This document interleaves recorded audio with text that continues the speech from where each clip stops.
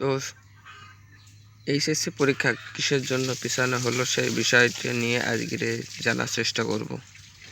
বিভিন্ন ধরনের দুর্যোগের এবং সমস্যার কারণে এইচএসসি পরীক্ষা পিছিয়ে দেওয়া হয়েছে। যেমন সিলেট বিভাগে কারিগরি এইচএসসি আলিম পরীক্ষাতে 8 জুলাই পর্যন্ত স্থগিত, এখানে বন্ধ করে দিয়েছে।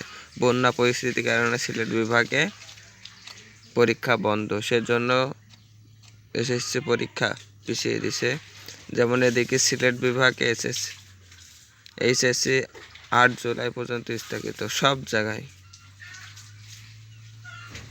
পরীক্ষা চলাকালীন স্কুলে ক্লাস।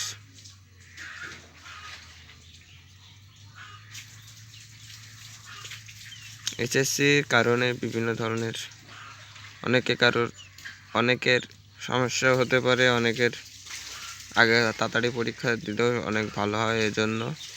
কিন্তু বন্যা পরিস্থিতি এবং বিভিন্ন জায়গায় বিভিন্ন পরিস্থিতির কারণে এটা পিছিয়ে দেওয়া হয়েছে। তো যারা পড়া কমপ্লিট করেনি তারা খুবই দ্রুত কমপ্লিট করতে পারবেন। যাদের পড়া হয়ে গেছে তাদের জন্য দুঃসংবাদ, কিন্তু যাদের পড়া হয়নি তাদের জন্য সুসংবাদ, কিছুদিন ধরে পড়তে পারবে।